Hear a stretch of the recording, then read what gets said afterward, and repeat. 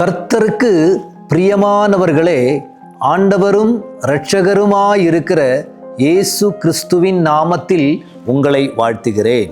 இந்த நல்ல காலை நேரத்தில் உங்களோடு தேவ வார்த்தையின்படி உங்களை சந்திப்பதில் மிக்க மகிழ்ச்சியாயிருக்கிறேன். இன்று உங்களோடு நான் பேச விரும்பும் காரியம், தேவன் நம்மேல் நோக்கமாய் இருக்கிறார். வேதம் சொல்கிறது, 2 நாளாகம புஸ்தகம் 16வது அதிகாரம் 9வது வசனம் இப்படியாக சொல்லப்படுகிறது. தம்மை பற்றி உத்தம இருதயத்தோடு இருக்கிறவர்களுக்கு தம்முடைய வல்லமையை விளங்க பண்ணும்படி கர்த்தருடைய கண்கள் பூமி எங்கும் உலாவிக் கொண்டிருக்கிறது. ஆம் அருமையானவர்களே, தேவனுடைய கண்கள் இந்த பூமியை உலாவிக் கொண்டிருக்கிறது. கர்த்தரை உண்மையாய் தேடுகிறவர்களுக்கு நன்மை செய்யும்படியாக அவர் கண்கள் இந்த உலகத்தை உலாவிக் கொண்டிருக்கிறது.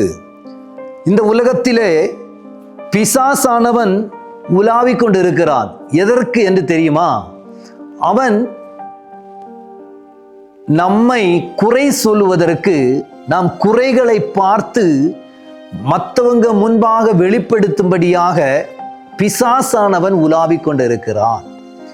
யோபின் புஸ்தகத்திலே வாசிக்கும் போது இப்படியாக சொல்லப்படுகிறது, யோபு இடத்தில் வந்த பிசாசானவன் அவனை கொன்று போடும்படி அவனுக்கு எதிராக அவனுடைய நன்மைகளை எல்லாம் அழித்து போடும்படி அவன் மேல் நோக்கமாயிருந்தான் என்று யோபின் புஸ்தகத்தில் நாம் பார்க்கிறோம்.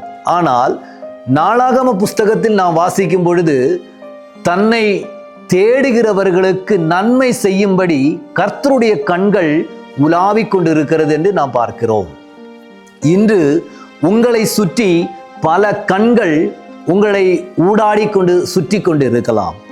உங்களை எப்படியாவது தள்ளி அவனை விட்டுருவோம், அவன் எப்படியாவது அவனை இல்லாம பண்ணிடுவோம், எப்படியாவது அவன் குடும்பத்தை அவமானப்படுத்திடுவோம், எப்படியாவது அவன் வேலையிலிருந்து அவனை வெளியே இறக்கி விட்டுருவோம் என்று பார்க்கிறவங்க நிறைய பேர் இருக்கிறாங்க.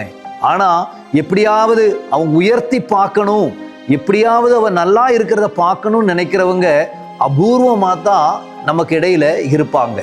ஆனா ஆண்டவர் இன்னைக்கு சொல்றாரு உங்களை பார்த்து, இந்த உலகத்தில் எத்தனை சத்துருக்கள், எத்தனை உன்னை சுத்தி உன்னை கீழே இறக்கும்படி, உன்னை வீழ்த்தும்படி பிசாசானவன் தந்திரம் போட்டுக்கிட்டு இருந்தாலும், என் கண்ணு என்னை நம்பி இருக்கிற என் பிள்ளைக மேல நோக்கமா இருக்கும், நான் அவர்களை கூட இருந்து நடத்துவேன் அப்படின்னு கர்த்தர் சொல்கிறார்.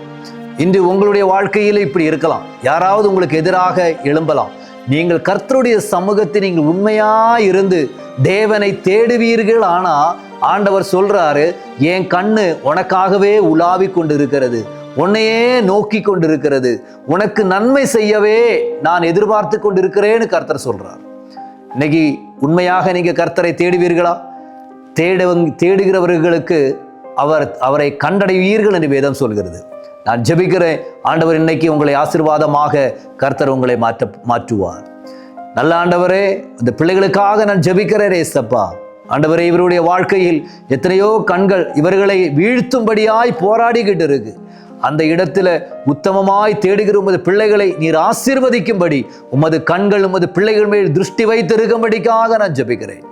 அப்படி செய்வதற்காக ஸ்தோத்திரம், இயேசுவின் நாமத்தில் பிதாவே, ஆமென், ஆமென். God bless you. கர்த்தர் உங்களை ஆசீர்வதிப்பாராக. ஆமென்.